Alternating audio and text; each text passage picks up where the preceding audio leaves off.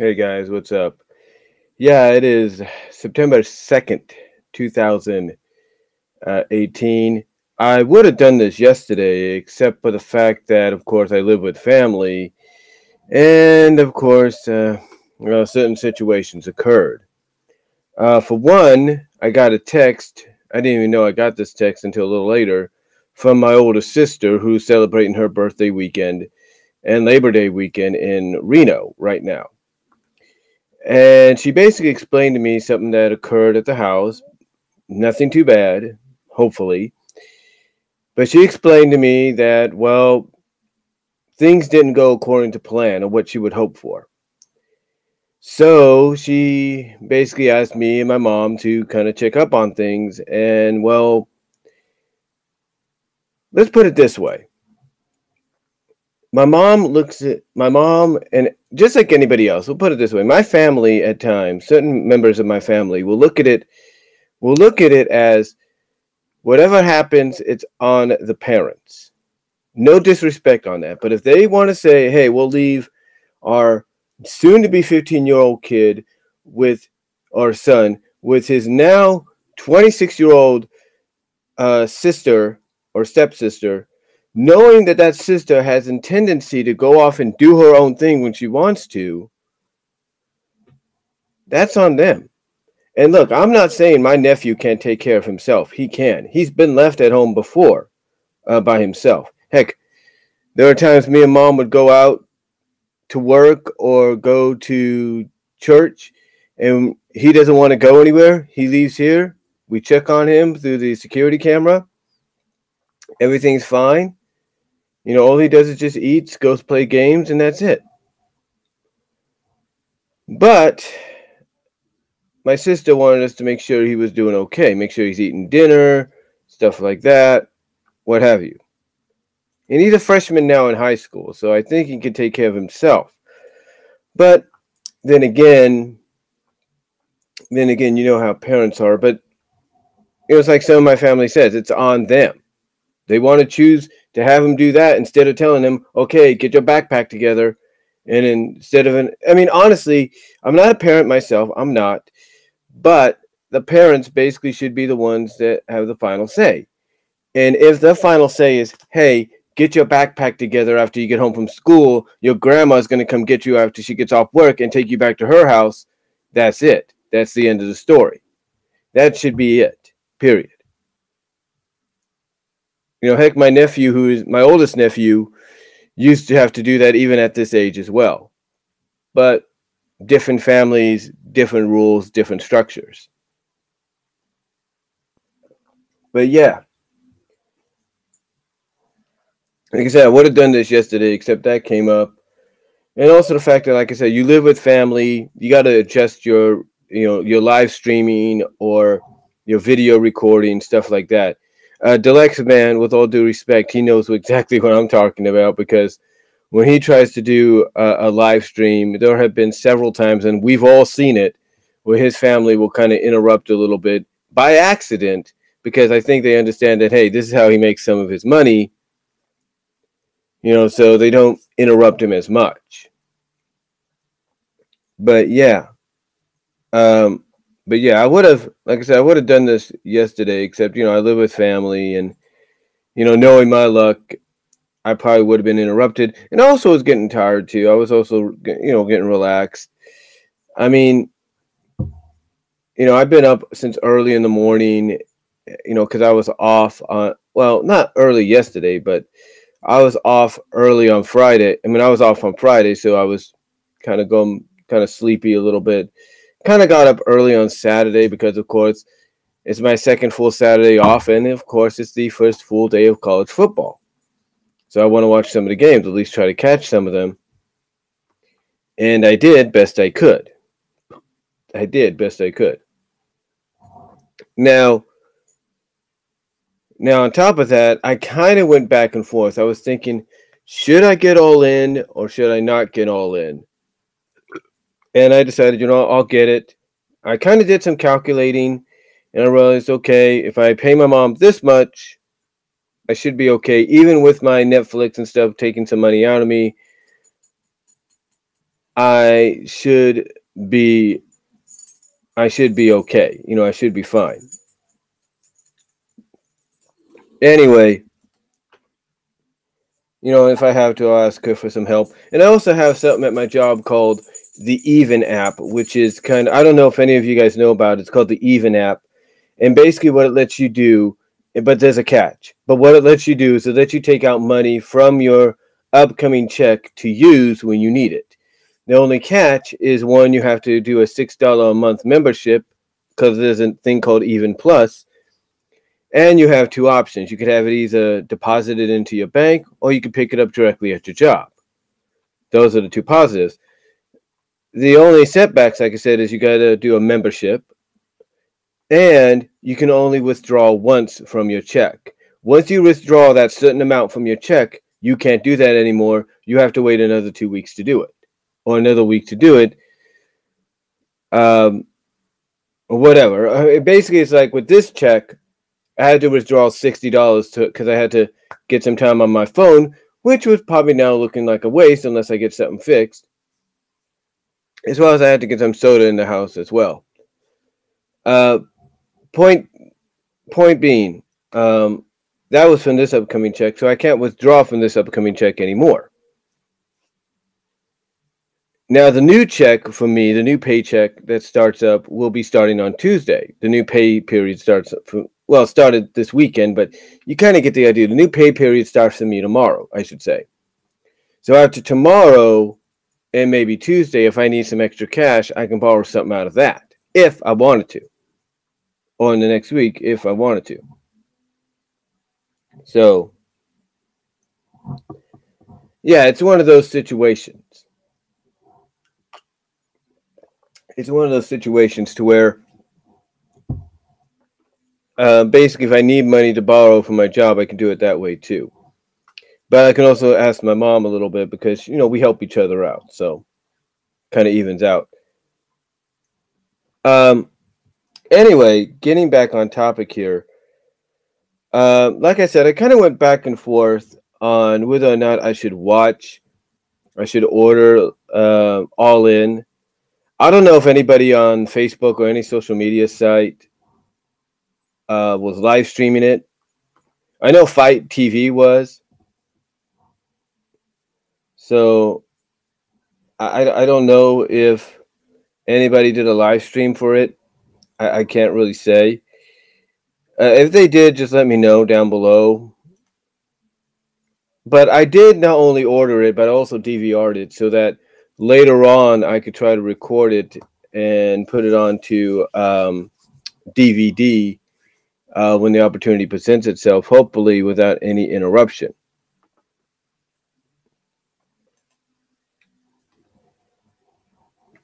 But yeah, like I said, I was going back and forth on it. I wasn't sure what I wanted. I wasn't sure whether or not to get it because I thought originally the price was supposed to be like $35, but it actually turned out to be $44.99, basically $45. So I guess they had to jack it up for reasons, and that's understandable.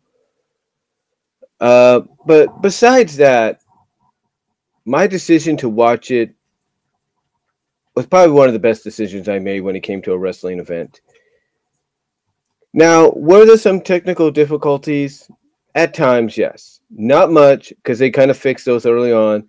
But there were times where they kind of, okay, it's like when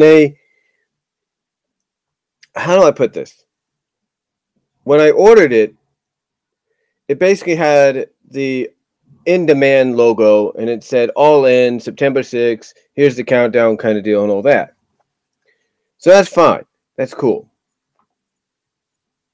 But then after that it kind of did a brief live feed into the arena, almost like at the end of 0 hour, then back out. Then you kind of hear some audio, and then finally it gives you the little warning that they usually give before any live pay-per-view sporting event or sports entertainment event. And then they just go right into the event. They just go, right in. They kind of go, well, I think, yeah, They kind of go right in, I believe. They go right into the event. I don't know if they. Yeah, they go right into the event. They have, I can't think of her name right now, but they have some good singer, local maybe, local singer, singing the national anthem. I think they have an intro. I'm not really sure. But after that, we go immediately into the first match, which none of us saw coming because it wasn't scheduled or anything, but apparently it was put together because one of the wrestlers earned their shot by winning a mixed tag team match to get in. So, okay, that's understandable.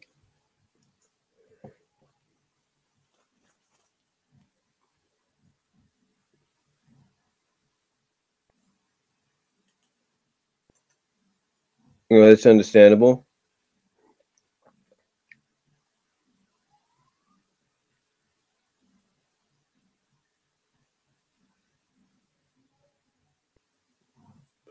But anyway, what was I saying? I lost my train of thought there. Sorry. I was just looking at something. Sorry. Um,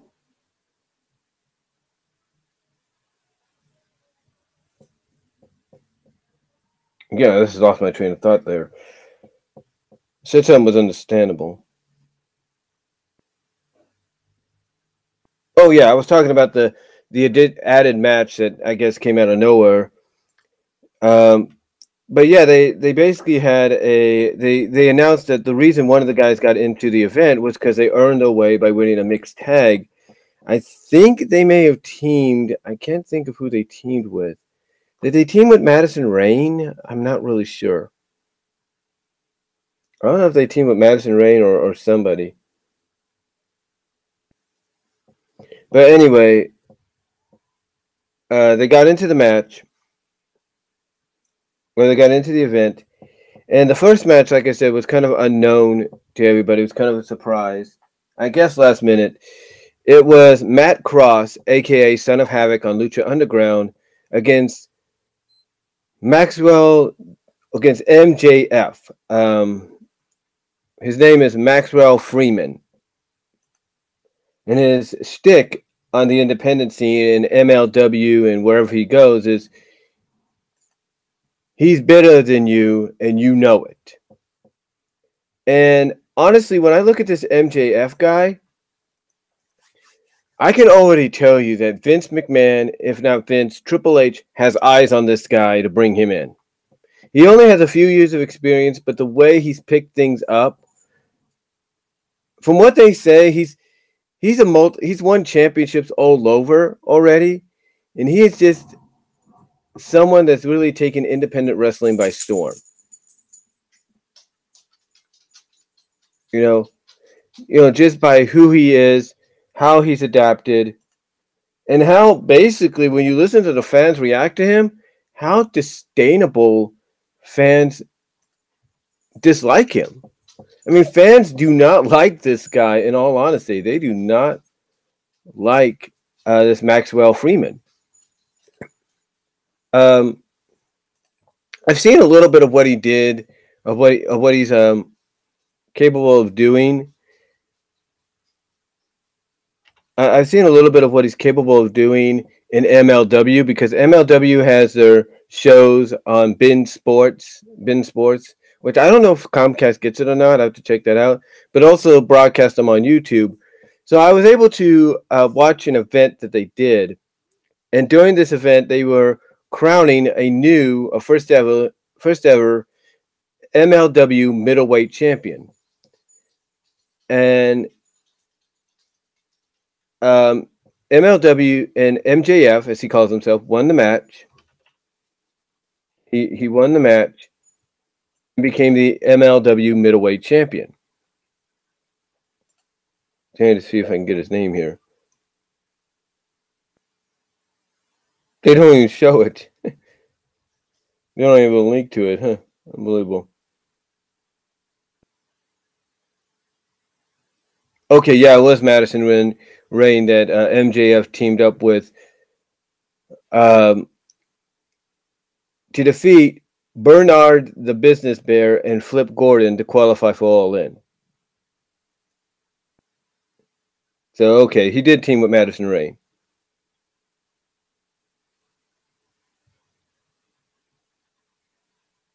He did team with Madison Rayne. Okay, cool.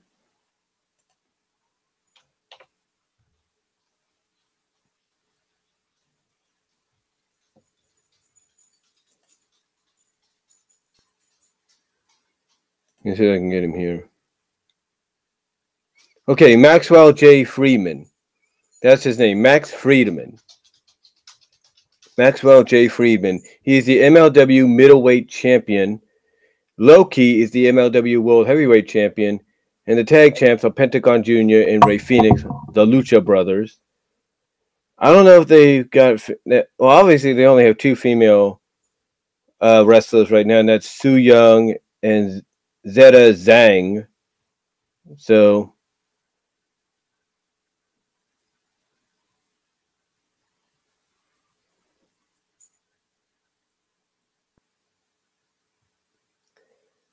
I guess that's cool or something.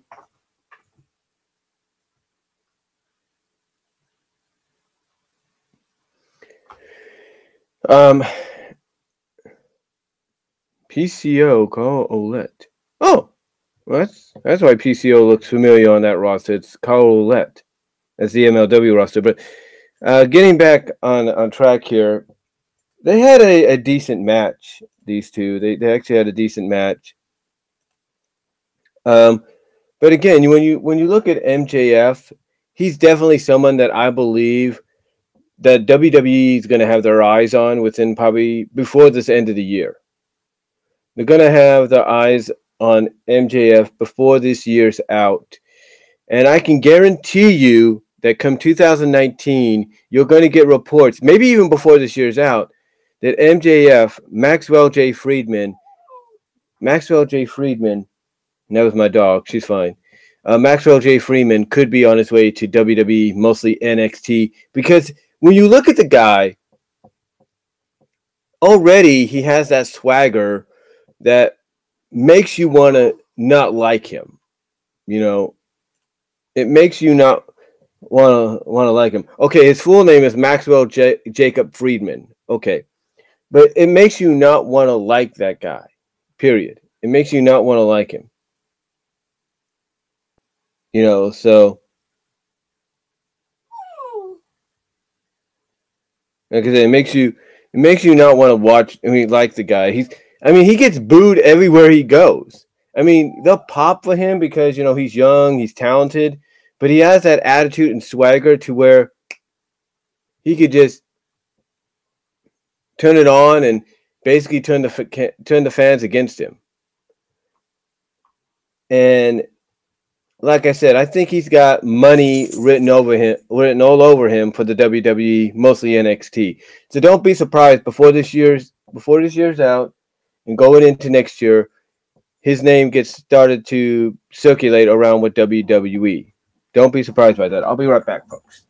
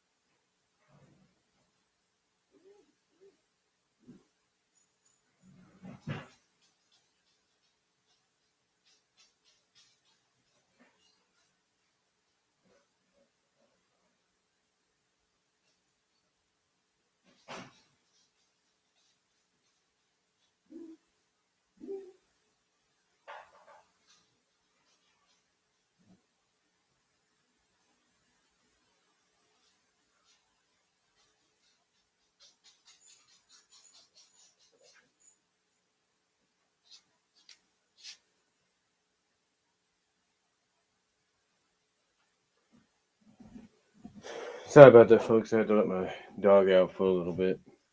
She had to go potty. But anyway, like I was saying, this Maxwell Jacob Friedman, or MJF as he calls himself for short, definitely has a lot of money written all over him. You you can already see that. And like I said, do not be surprised if he gets a call from WWE before the year is out. Don't be surprised by that. Or at least gets acknowledged by WWE, or gets put on WWE's radar, because I think honestly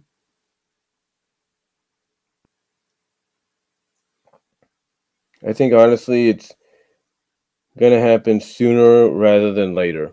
I really do.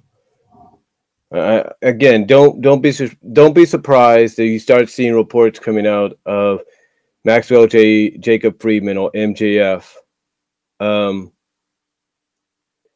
being scouted by WWE, because he just has that. From what I can understand, he has that swagger about him. So don't be surprised. Don't sleep on the fact that this guy will not get called by WWE or given a shot, because I think honestly he's going to get that shot, whether you want to hear, whether people will like it or not. He's got that he's got that look that Vince likes, and I think even Triple H likes. So I'm definitely predicting WWE to call this guy. If Impact gets their hands on him, hey, more power to Impact, because they're going to have a player right there. Guarantee it. Freaking it. They're gonna have a player right there. There's no doubt about it.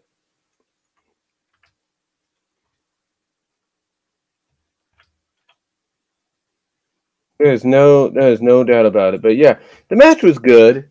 It was like old school versus new school, but Matt Cross is that hybrid of old school, new school. It's like he can do things you wouldn't think a guy that's been in the business for almost 2 decades can do, but he does them almost like with ease. So yeah, it was a good match, and it looked like at times they were going to give it to MJF with that. What I'm saying is there were at times that they were going to give it to MJF, and I think that would have been a smart move, because he is up and coming, and to me, like I said in my previews and predictions, this is kind of like a breakout audition for a lot of these men and women that have only had a few years in the business, for them to get noticed by these other promotions and probably get a shot. So yeah, I think honestly he's gonna. So honestly, yeah, if I was booking the show, I would have said that I would have had Matt Cross put over MJF, but you know, Matt Cross obviously is more well known, especially as the son of Havoc and Lucha Underground, and I think if you want to start the show off on a positive note, you want to have a babyface go over. But again, like I said, do not sleep on Maxwell Friedman. Do not sleep on this guy. This guy is going to be a player no matter where he ends up. Right now, he is the middleweight champion of Major League Wrestling, MLW. But do not sleep on this guy for either ROH, because here's what I think is going to happen. If WWE doesn't put him on if he doesn't end up on WWE's radar for potential signing and possible entry into NXT and thus the main roster in the future, expect companies like Impact Wrestling, Ring of Honor, and even the National Wrestling Alliance to try to, get their hands on him and put him in a position to where he could be a prominent player, if not a face of the promotion. A prominent player and face for their promotion. I mean, if you look at Friedman here, I can see the NWA seeing money. I can see Billy Corgan looking at this guy going like, yeah, this guy has NWA World Heavyweight Champion material written all over him. So do not be surprised if, let's say, depending on what the future is and whoever the NWA champion is, if Friedman doesn't get signed or acknowledged by WWE, get put on the radar, do not be surprised if Corgan tries to get this guy tries to push this guy into an NWA World Heavyweight Championship match and probably put the strap on him. He's got that kind of persona that would work. He's got that kind of persona that could work.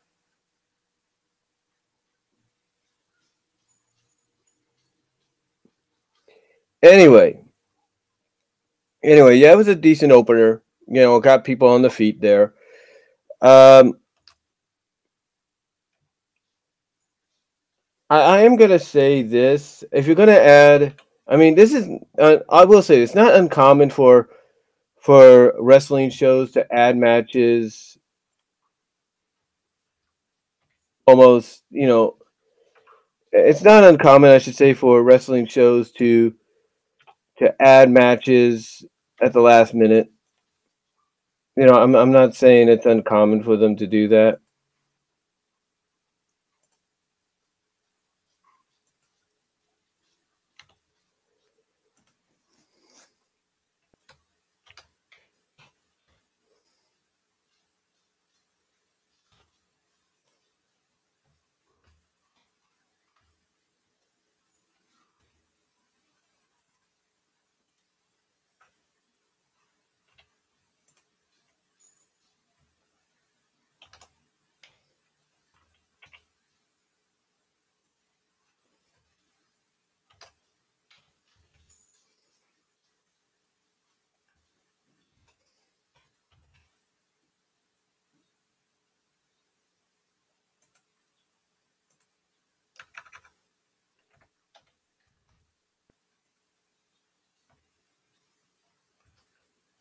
Like I said, it's not uncommon for them to do that. But overall, the like I said, the match was good. It was a good opener, and it got the crowd on their feet, especially in a positive way, because the babyface, the sympathetic, if you will, babyface went over. The next match was basically Stephen Amell against Christopher Daniels, and for a one-on-one match, I think this was Amell's first one-on-one match. Because if you follow Ring of Honor, he had a tag match there. But if you follow WWE, he had a tag match there. Point is, Stephen Amell took on Christopher Daniels. And give credit where credit is due. Stephen Amell not only is a good actor, but is a great athlete. There's no doubt about it. And he is the kind of multimedia personality that will take a transition like this very seriously. You could see that. He's willing to take the bumps. He's willing to take the hit. He's willing to take the bumps. Sometimes take the necessary spots needed to get to, not only get over, but to make the match exciting, to make the moments exciting, and make what you're seeing be believable. And he did that in this match against Daniels. And Daniels, give this guy credit. He's been around for quite some time. He could still go in that ring. He could still go. The ending sequence, I will say this. The ending sequence came when basically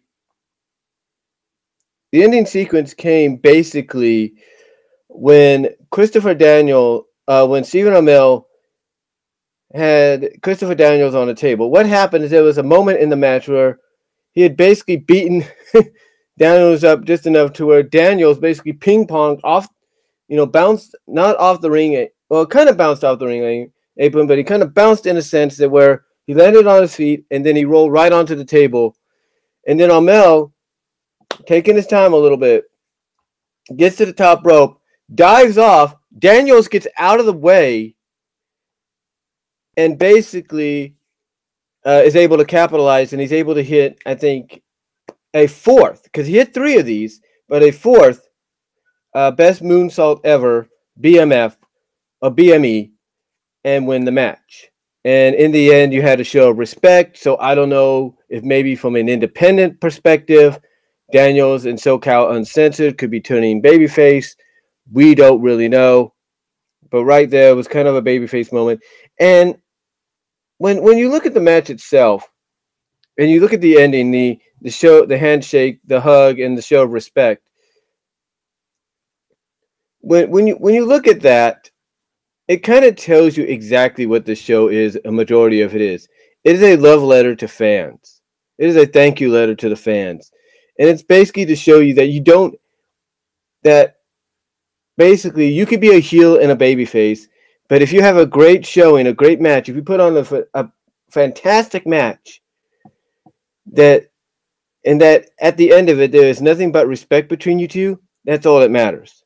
You could still be your heelish self or your baby face self, but as long as you go out there and basically show the fans what this is all about, and in the end have nothing but respect, there you go. In fact, Daniels even tweeted it on his Twitter saying nothing but respect. So it's pretty cool. And I've met Christopher Daniels before, so he's a cool guy. Very cool guy. Okay, the next match was the four-way survival women's match. It's kind of a fatal four-way. Well, pinfall and submission. Well, only one pinfall submission counts, and that's it. So the women we had in this match were Madison Rayne, Britt Baker, Dr. Britt Baker, Adam Cole's girlfriend, Chelsea Green, a.k.a. Lauren Van Ness. And if you don't know who Chelsea Green is, and you don't know why she came out the way she was looking, kind of like a female Dr. Jekyll, Mrs. Hyde kind of thing, or female Dr. Jekyll, Miss Hyde kind of thing, watch Impact. Google Impact. Google Laura Van Ness, Brandon Sutter. Google Allie, because Allie's even part of this. Put that into your search engine at Google or YouTube, and you will see exactly what I'm talking about. But yeah, she came out here and she's rocking the whole split personality deal, which I think is kind of cool.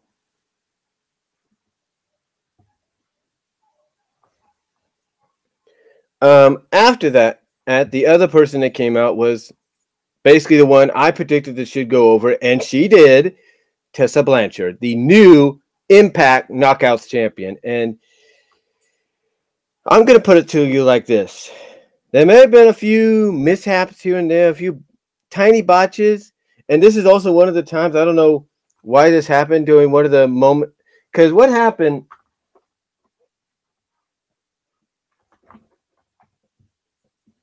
I'm going to set and drop there. Hold on.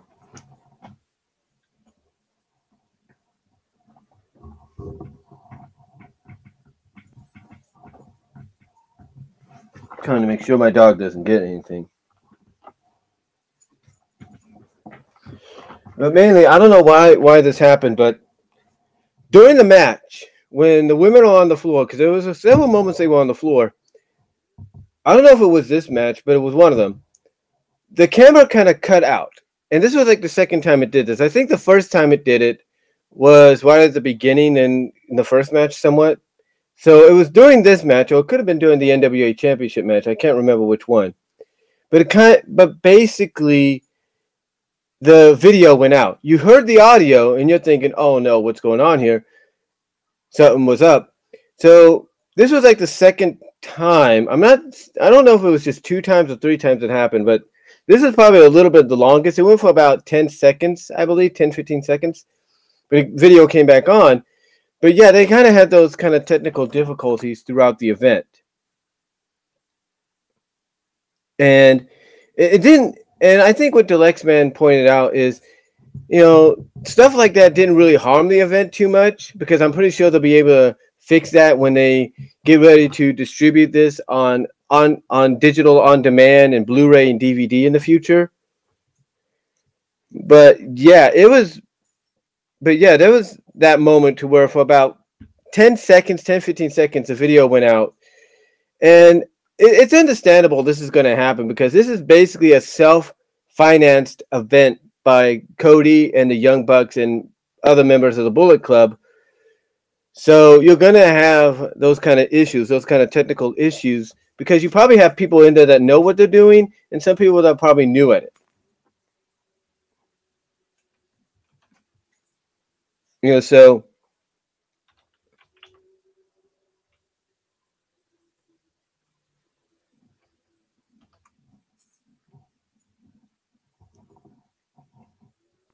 yeah, it was like, I apologize for that.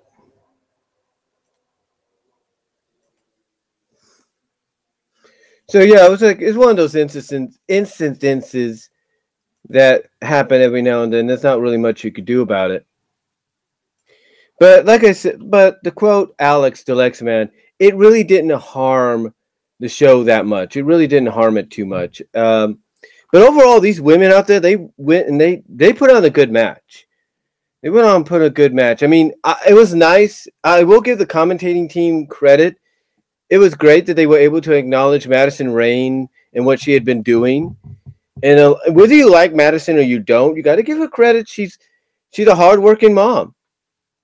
I mean, they acknowledged the fact that within the span of just 2 weeks, not only did she compete for the Knockouts Championship and the Ring of Honor and the Women of Honor Championship, but she also, they acknowledged this, teamed up at Wrestle Pro with Maxwell Freeman, and she enrolled her daughter, one of her daughters, in kindergarten. So she did all that within the span of a couple of weeks. So that's respect right there. And they also acknowledged as well that she participated in the Mae Young Classic. They didn't say, give him credit. Give him credit. They didn't say whether or not she won. So give them credit. They didn't spoil that for those that don't want to be spoiled. But yeah, they did acknowledge that she was part of that. So yeah, that's a lot of that's well under respect right there for Madison. The match was good. I mean, there were some incidences. Like I said, there were some moments, some botchiness, but not so much to take away from the quality of this match because it was good. And in the end, Tessa Blanchard went over, which is the right call, and I think was the call originally to be in the first place. But there was a moment at the end because you see, and Alex pointed this out, and I'm sure everybody else talking about this points this out. When the 3 count happened, Tessa sat up afterward because Tessa was the one with the pinfall. She got the pinfall, but when the hand went like this, and then went like that, yeah, Tessa just just sat up, just turned around like in shock, like basically to quote Alex Deluxe Man, it's the how did they kick out of that finisher kind of shock. So yeah, she was in shock, basically. Like, Chelsea, who she pinned, kicked out, but she didn't. It was I think that was the only botch, and I think it was a miscommunication with the referee and the ladies. But in the end, Tessa won, and they did have an embrace. All 4 of them had an embrace at the end, kind of a la 4 horsewomen style. And again, just like with Amell and Daniels, it's just basically, this is a thank you letter to the fans. Like, hey, yeah, we only act this way and do this kind of thing, do this kind of stuff because, we're here to entertain you. We're here to give you a great product. And I will give credit. I love when Tessa came out, she was greeted, she hugged and greeted, not once but twice, her dad and I think her uncle, Tully Blanchard, and Magnum TA, who's in a wheelchair now. I can't believe that. I was the first time I'd seen Magnum TA like that, so Godspeed to that guy. But yeah, she was out, she embraced them and everything, so it definitely tells you that Tessa is a big deal, just a big deal, ready to break through, ready to just awaiting. Tessa Blanchard is that star that's just waiting to break through that glass ceiling. And Impact Wrestling has her right now as their Knockouts champion. But But again, just like what I said with Friedman, do not sleep on WWE not eyeing her again. They're going to see what she's doing. They're going to see, how people are reacting to her. And they're going to say, you know what? Let's get this girl back. Let's sign her to a contract. And you know what? Do not be surprised. And I'm going to tell you straight up. Do not be surprised. The day WWE, and it's going to probably be sooner than you think, the day WWE puts a target on Tessa and tries to reel her in, then they're not going to do it without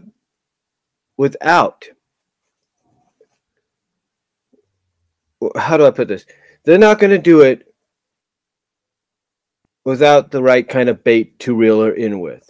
And the bait that they're going to use is they're going to bring her in, but she's going to do an AJ Styles.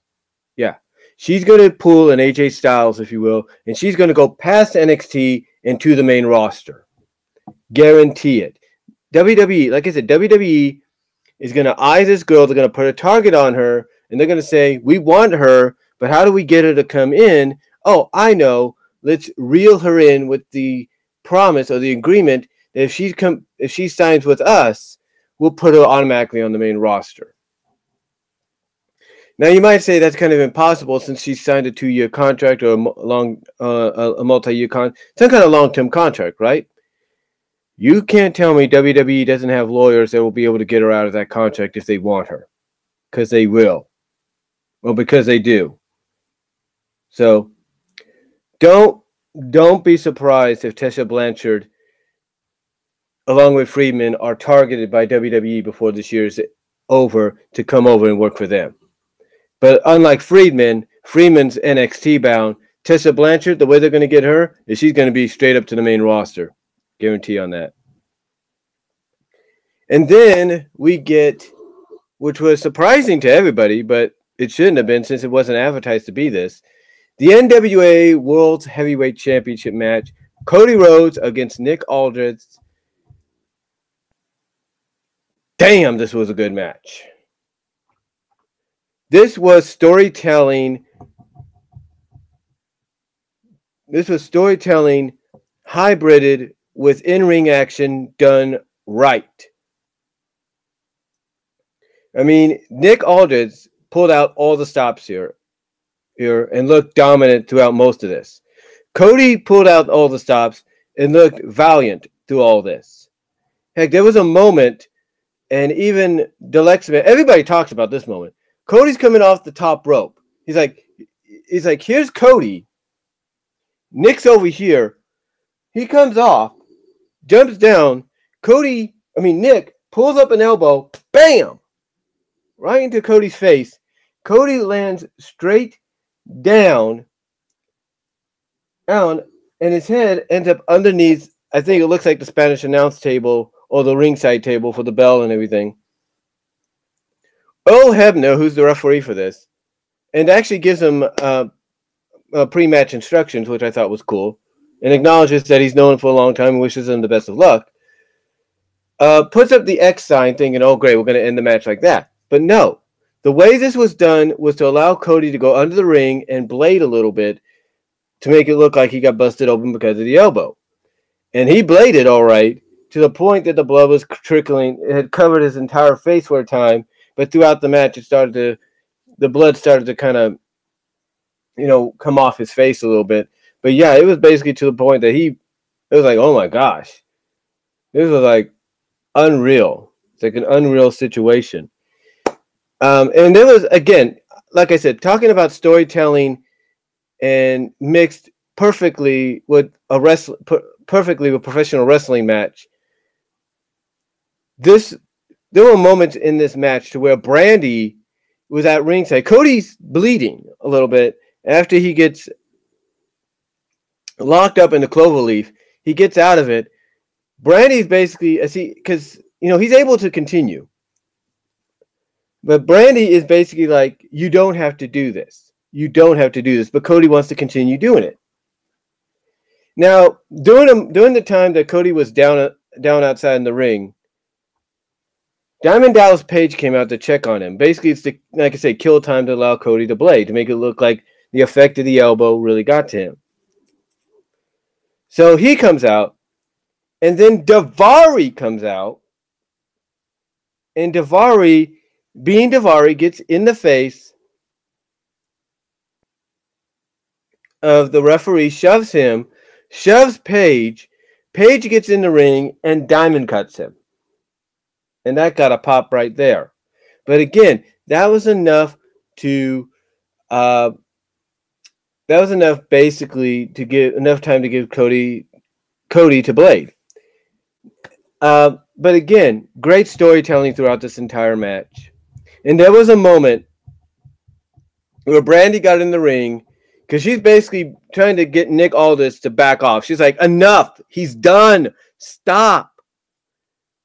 You know, and you're thinking, oh, it's a heelish tactic. No, she is protecting her husband. Great storytelling here. And then basically Nick's not stopping. Nick's not going to stop. He gets on the top rope, comes off with the elbow, and Brandy lays her body, sacrifices herself for Cody in that moment. And Nick Aldis gets this look on his face afterwards like, oh, crap, I just, effed up. So, yeah, unbelievable moment there. And the match still continued after that. Because I think from a story perspective, Nick Aldis was still kind of in shock about what he did. So in the end, Cody, it's a kind of a different sequence here and there, but Cody is able to prevent a sunset flip, sit right down on Aldis, hold down his legs, and win the match. And Cody Rhodes is your new NWA World Heavyweight Champion.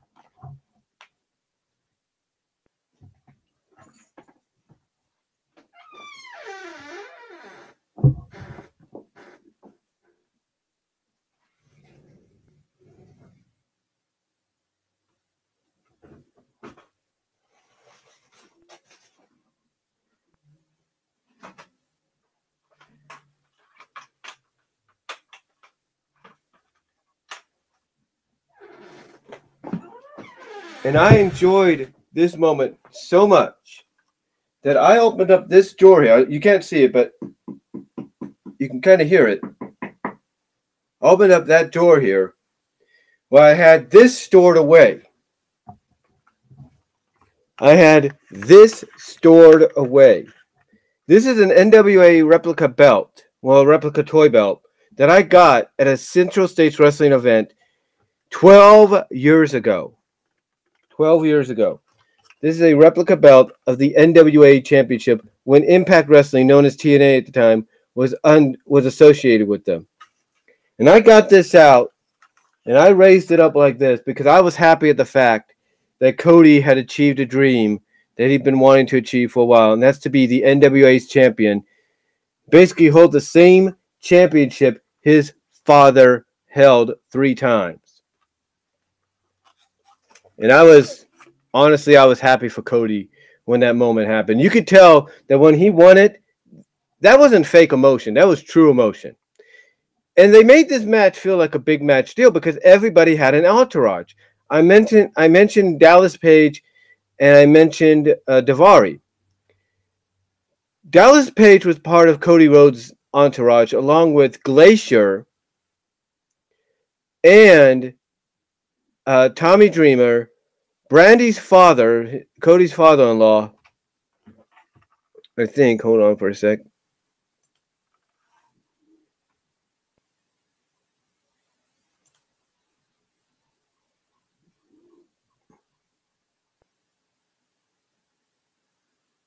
Yeah, Cody's father-in-law. Nick Aldis had Samuel Shaw, Sean Daivari, Tim Storm, and Jeff Jarrett. And I can only wonder if the Slag Daddy is going to do his assumed position if he saw this event and saw you-know-who.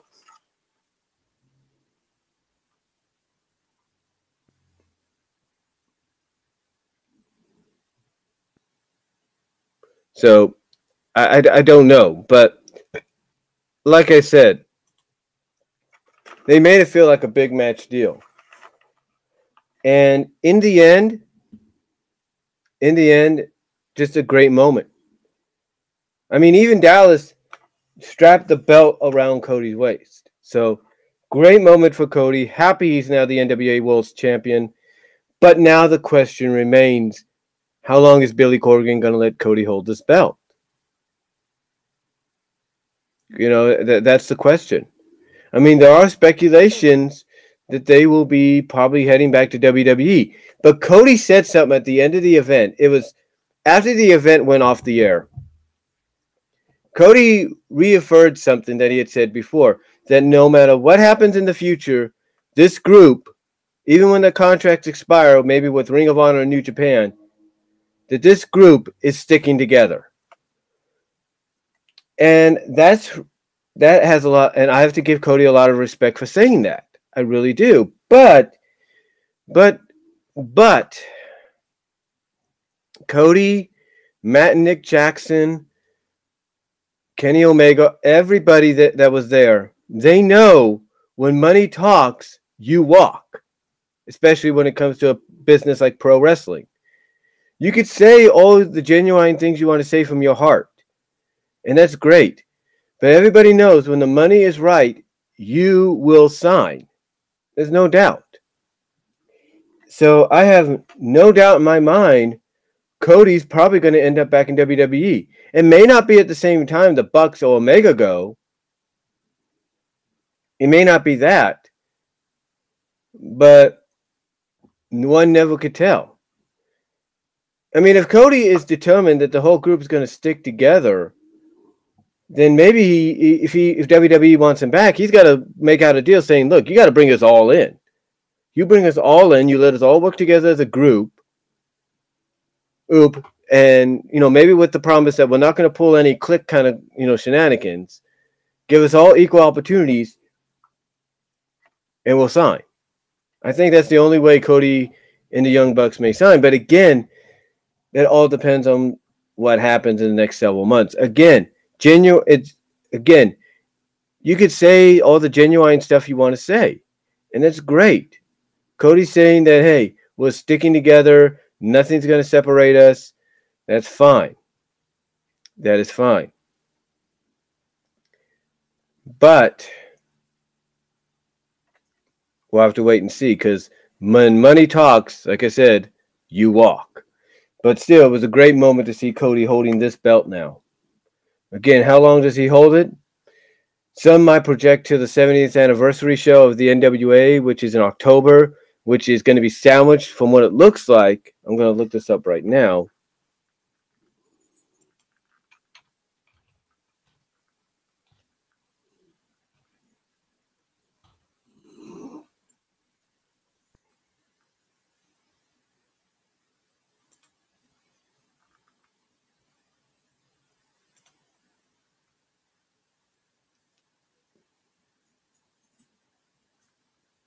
It's going to be sandwiched in between Bound for Glory from Impact Wrestling,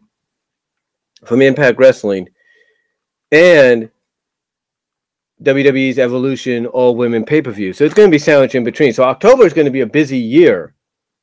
Or a bit, not busy year, but a busy month next month for wrestling, because you got Impact's Bound for Glory from the Melrose Ballroom. You got WWE Evolution from the Nassau Coliseum. And now you have the anniversary show for the National Wrestling Alliance at the Tennessee State Fairgrounds in Nashville. So it's going to be interesting. It's going to be an interesting month. Now, the NWA 70th anniversary show is going to be on Fight TV. Will it also be on pay-per-view? I've got a feeling after this, it's going to probably end up on pay-per-view as well. So, but again, getting back to the match, getting back to the moment at hand, it was great to see Cody holding this. It was great to see him now being part of that NWA World Championship legacy. But now the question is, how long does he keep it? Does he keep it to October 21st? Does he keep it longer? We'll have to wait and see. But I give all credit to Cody and Nick for a great match, great storytelling. And Cody, I wish you nothing but the best of luck as the NWA World Heavyweight Champion. And now let's move on to the next match, shall we?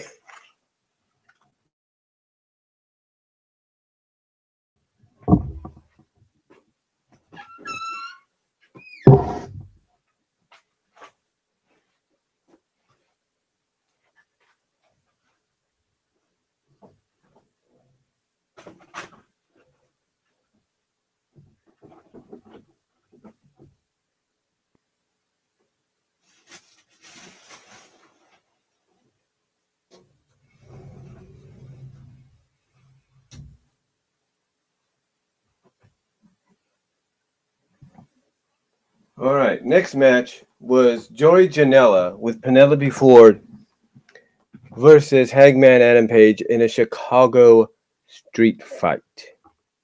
Yeah. And I'm going to say this.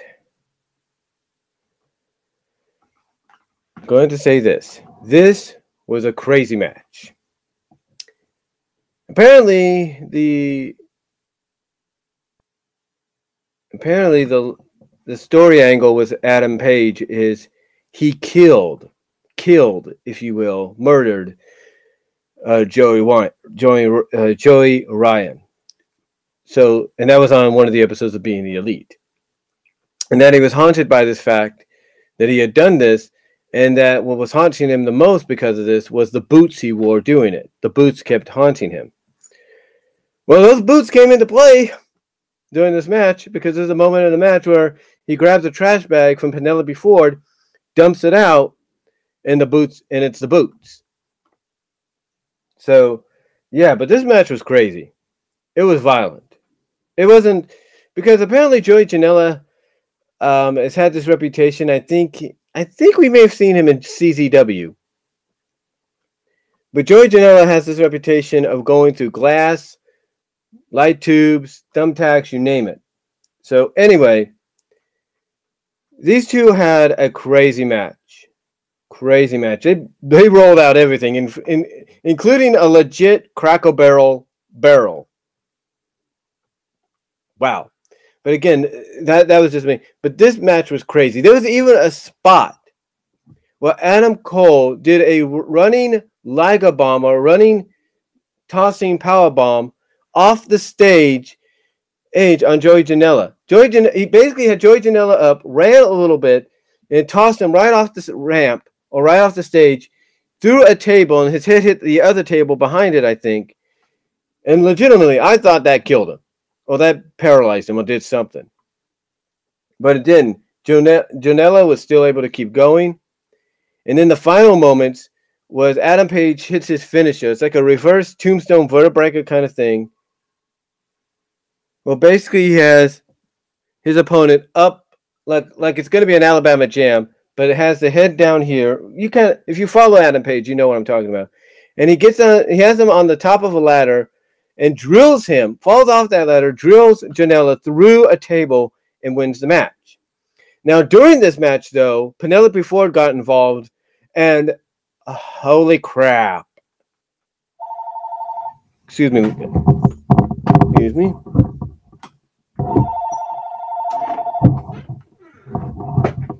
Be right back.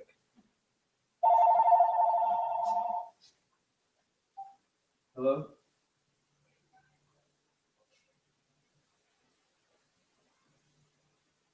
No, you have an earphone. Oh, Valley Oak. Valley Oak Magazine. Yeah. No. Yeah. Yeah.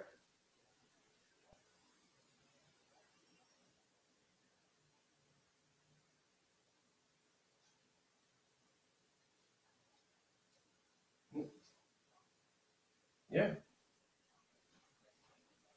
Mm-hmm. Okay.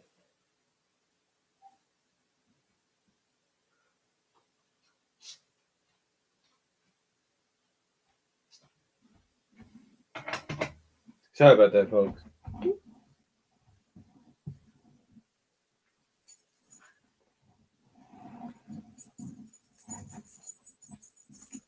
Sorry about that, folks.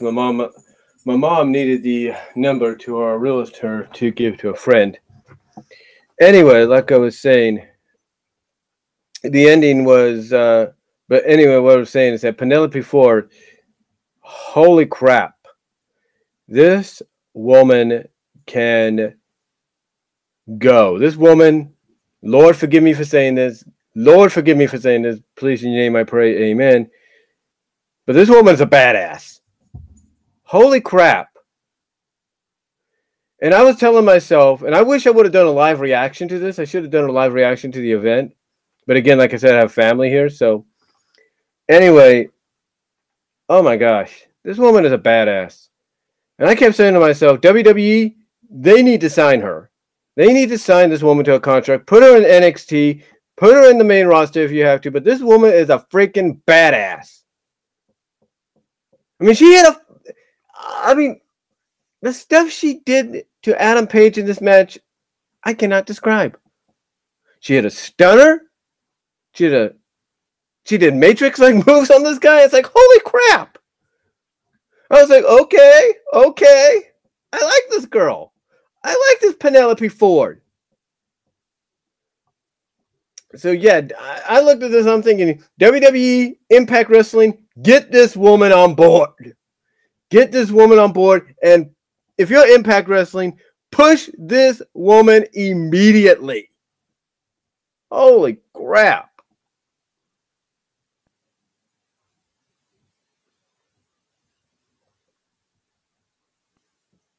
Holy crap. I was like, whoo. Adam, but she did get taken out towards the end of the match by a super kick. But the other plastic bag, because it was two garbage bags, the other one had the phone that apparently Adam Page had killed Joey Ryan with. So in the end, like I said, Adam Page wins, but then the lights go out. And you're thinking, what's going on here? And then you hear this ominous music, kind of like Undertaker-like, and you're thinking, no way. No way they could have got this guy. He's a WWE guy. But no. What I saw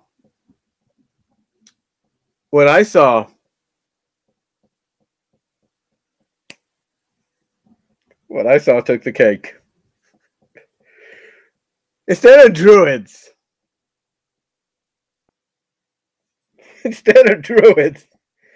you had freaking men acting like druids coming out. I can't even say this. I can't even say this with a straight face. Coming out dressed in penis outfits. Okay. You know how you probably get these penis heads when you go to places in Vegas to celebrate parties or something like that, maybe birthdays? You had a group of men, maybe some women, dressed in full body outfits.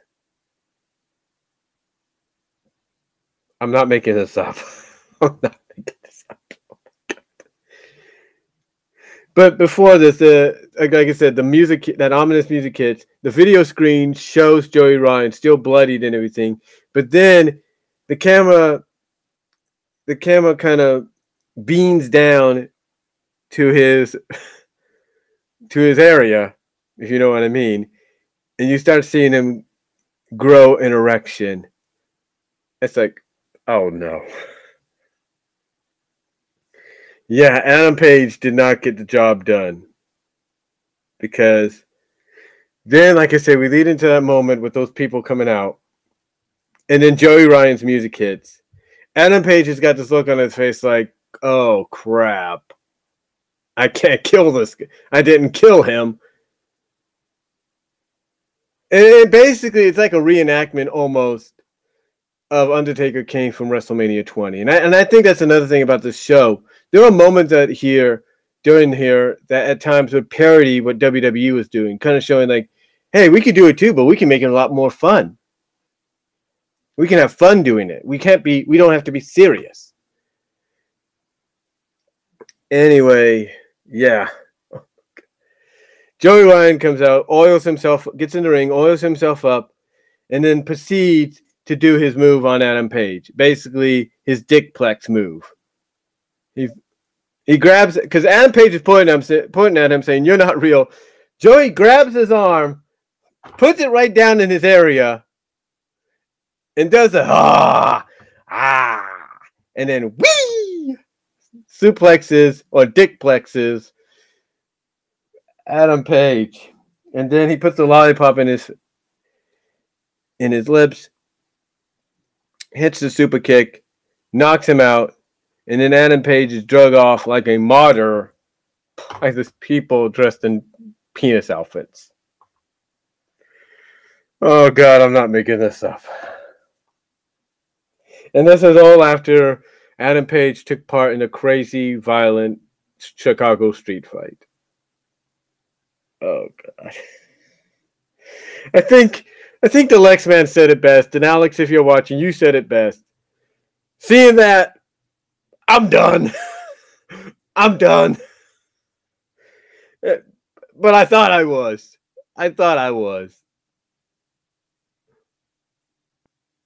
But oh no. Oh no. The best was yet. But oh no. The best was yet to come. Because in following that, we had the ROH World Championship.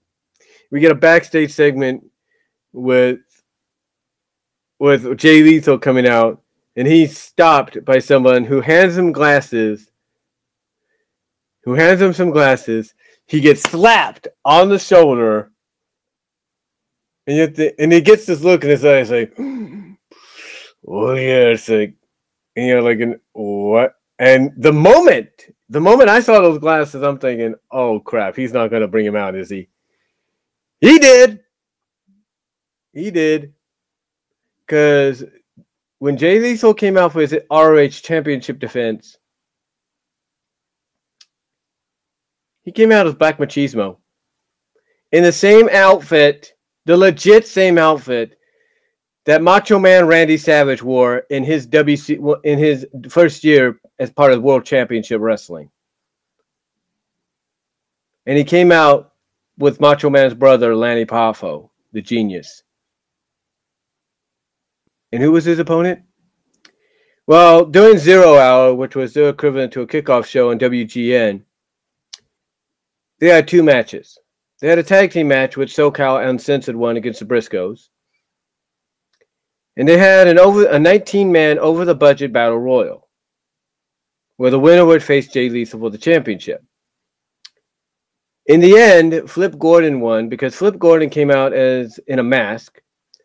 And then when it looked like Bully Ray had won, Flip Gordon gets back in the ring and reveals, you didn't win yet, and eliminates Bully Ray.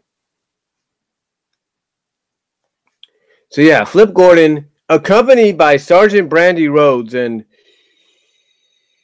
Cody, bless you, man. Bless you. God has given you a great woman. But yeah, Cody's wife accompanies Flip Gordon. And the story behind that is Flip was there to befriend Brandy during the times that Cody would be kind of like doing other things, kind of getting ready for All In, focusing on all these other situations. And Don Callis, who was one of the announcers or commentators, tries to play up the fact that, no, it's more than that. Anyway, this match was good. For the near 15 minutes it got, this match was good. These two went back and forth went back and forth.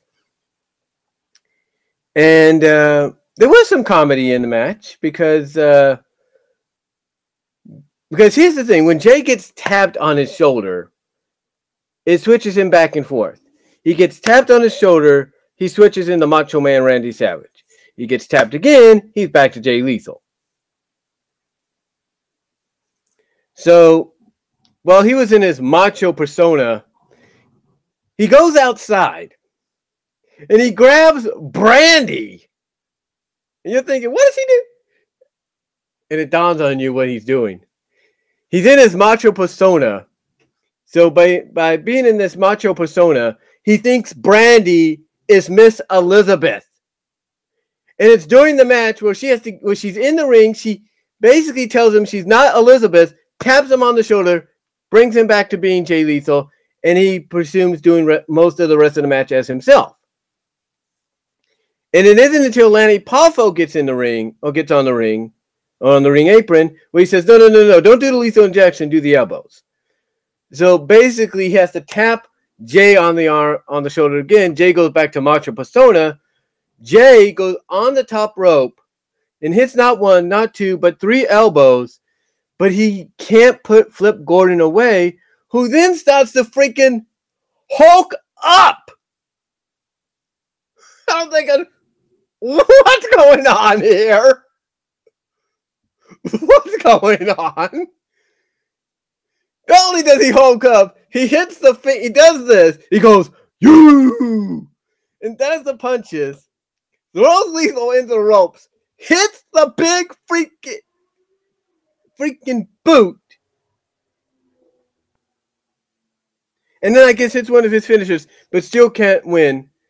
But in the end, Jay is kind of knocked back to himself somehow. And he hits the lethal injection at the end to win the match and retain. So, yeah, great matchup. Both embrace, raise each other's hands. But then Bully Ray comes out.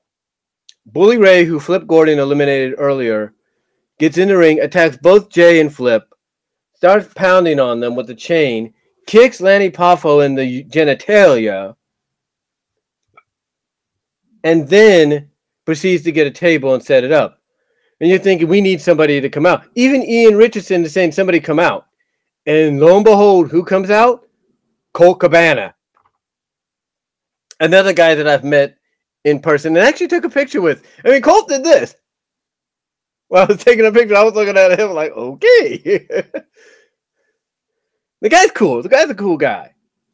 Colt Boom Boom Cabana is a cool guy, no doubt. Anyway, Jay Lethal. Anyway, Colt Cabana comes out to save the day. And then you want to talk about taking a shot at WWE. Colt Cabana, Colt Cabana says, give him to me. And this is the only time the crowd booed viciously, if you will, against these 3 fan favorites. That is until they put Bully Ray through the table. And Bully Ray's like, oh, he swore. I'm not going to say the word. He gets put through the table, but basically what they did there was they took a shot at the WWE and the Shield by doing the triple power bomb. That's what they did. Yeah, fans didn't like it, but you know what? They did it because it was a message to WWE of, hey, anybody could do this. It was a shot taken, shot fired, if you will. Anyway, after that, we get the, I think, let me make sure I get this right.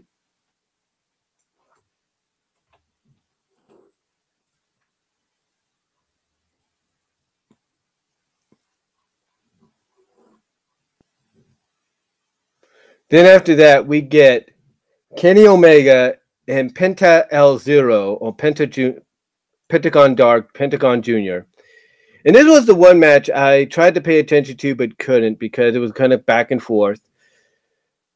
I was back and forth. Basically, at this time, I was checking my text as well. And before the beginning of the match. And basically saw that my sister, like I mentioned earlier, at the beginning, had texted me about what was going on. So me and my mom were going back and forth on what to, text back, kind of do, and everything. And that kind of diverted my attention. But from what I saw, and from what people have said, it was definitely a good match. There were moments where you thought Pentagon was going to win. There were moments that you thought Omega was going to win, and it just kept going. It wasn't until the end where Omega, I think, hits the V trigger finally. I think it's like a 6 V. I don't know how many V triggers he hit. I think he hit like 3. And Pentagon Jr. is urging him on, like, hit me again, do it again. So, yeah, Kenny Omega wins. And what I saw was a great matchup between these two. And there's no doubt that these two got to get put back in the ring again against each other. So, New Japan, if your president is listening to anybody reviewing and talking about this match, book these two again, but add some higher stakes. Because the one thing that was missing from this, even though he was announced as the IWGP World Heavyweight Champion, was they didn't have the IWGP Championship on the line. And Kenny Omega needs to do that. Or needed to do that to make this match even bigger. But they might have been pushing it. I don't know. But honestly, New Japan, if you're watching, work something out, get Pentagon Jr. on one of your Japan shows, have Omega, whether it's Fighting Spirit here in the U.S. or whatever, get Omega to defend this championship against Pentagon Jr., Penta L0, Pentagon Dark, whatever you want to call him. Have him defend this championship against him at one of those events. That this is a rematch that's needed, and that rematch needs to have the IWGP Championship on the line next time. But then afterwards, though, the lights go back out, and you're thinking, oh, they're having another power failure. But they come back on, and Omega's standing on the ropes. He's still standing, celebrating. But then Pentagon gets back up, and then he starts attacking Omega. But then the announcers point out, wait a minute, something's different here. Something's not right. Those tattoos look familiar. And the moment Pentagon hits a code breaker, you get the idea of who it is. And it is indeed Chris Jericho, which is a surprise because Jericho at first said he would never work for a company besides work for anybody inside the U.S. besides WWE. But from what I understand, he's become more lenient about that because I think he does see the potential. But yeah, Chris Jericho reveals himself, and then he says he'll see Omega on the Jericho Cruise. So I guess those two are having a match. I don't know if it'll be for both the IWGP Championship and the IWGP Intercontinental Championship. Hard to say. But yeah, Chris Jericho made his appearance. So we'll see what happens. I don't think it'll ruin anything between him and WWE because him and Vince are on good terms. So we'll see what happens there. And apparently Vince McMahon wanted to give advice to Omega, to Cody and the Young Bucks about putting on this match. So if you have someone like Vince McMahon wanting to give advice on how to put on this event, it kind of tells you that he's going to probably want to sign these guys eventually. Okay, so the next match we had was Okada versus Marty Scurll. Now they had a backstage segment with Marty snapping a couple of guys' fingers who are pointing at him saying, oh, you're blah, blah, blah, blah, blah, just blabbing at him. And he's just like, ah. Anyway, match goes on. Match happens. And it's basically like a David versus Goliath. But it actually turned out pretty good. And it was also one of those matches I had trouble going back and forth watching because of what was going on. But what I caught was good. Scurll got some decent offense in, hit a brainbuster on Okada, put him in not once, not twice, but 3 times into, I guess, his variation of the chicken wing, which he calls the graduation. Even attempts to do his own version of the Rainmaker, which he does hit. But in the end, Okada does end up winning by hitting his variation of the Rainmaker, by hitting his own version, basically his legit version, his own version of the Rainmaker, not once but twice on Marty, and wins the match. But give Marty Scurll credit. He proved that despite being shorter than Okada, which showed he can go. He can go with the heavyweights. And Okada was back in his Rainmaker outfit and gimmick for this match, from what they pointed out. Then we had the main event, the 6-man tag. We had Rey Mysterio, Rey Fenix, and Bandito, who I didn't know about until I watched Triple Mania, and then I saw him. I was like, oh, okay, that's the guy teaming up with them.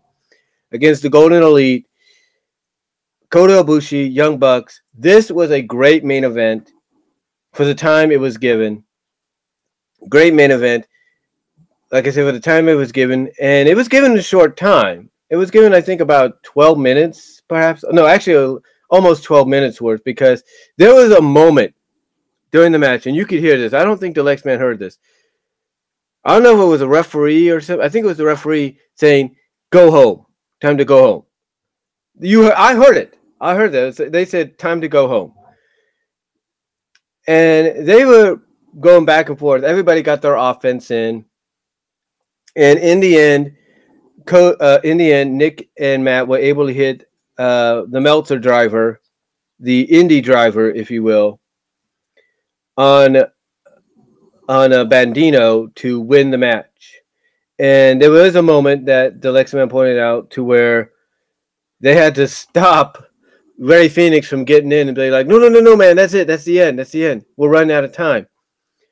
Because the moment after the match ended and they were announced, Ian Richardson thanked everybody for tuning in, signed off for both him, Excalibur, and Don Callis, and poof. That was it. They immediately went to the people that helped put the event together, the Bra Media or whatever it's called. They did that, and that was it. Because the last thing you saw was them going up the entrance, was the camera going up the entranceway, and that was it. I mean, Ian Richardson barely had enough time to get the words out of his mouth. So, yeah, they really cut it close for the 4-hour show that they had. But I guess that's all they can afford, was a legitimate 4 hours. But give them credit, despite that cutoff right at the end, just barely making it. All In, to me, was a great show. It was a terrific show. There's nothing more, there's not much more that I can say that nobody else has said on a positive level. This is what, if you think about it, if you are a wrestling historian, this is what Super Clash 3 should have been. Because if you're going to send a message to various other promotions out there that you want to be taken seriously, whether you're multiple promotions coming together to put one big event on, or you're just a variety of superstars, wrestlers that have been given the okay to do this, and basically come together to say, hey, indie wrestling is here now. You got more options than just, WWE and Impact and all that. This is what wrestling is really about. Coming together and having a good time. Doesn't matter what promotion you're a part of. That's what Super Clash 3 should have been about in 1988. But they didn't know that. And it was being done in an old school kind of fashion. So they didn't know. But in the end, though, All In was worth it. And I am glad I made the decision to order this event. It was worth the $45. And I am definitely going to be happy when I am definitely looking forward, I should say, to putting it onto DVD when I get the opportunity. But this, hold on.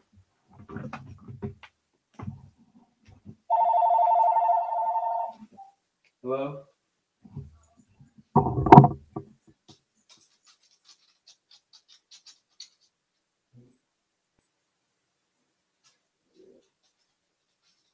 Okay.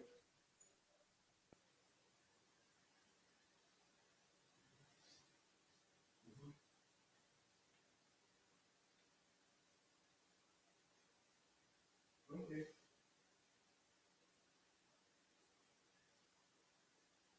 Okay. All right. Okay. All right.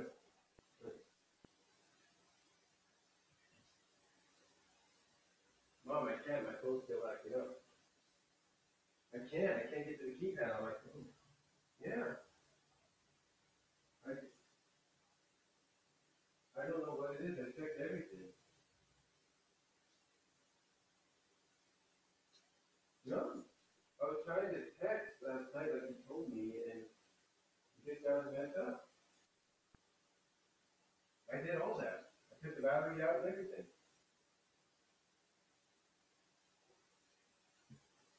No.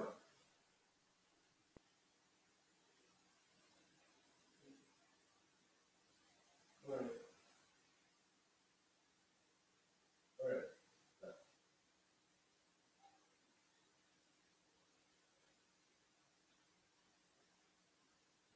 Sorry about that, folks. That was my mom. But anyway, long story. But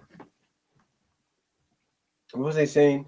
Oh yeah, like I said, I was just glad I spent the 45 because this was just an overall great event.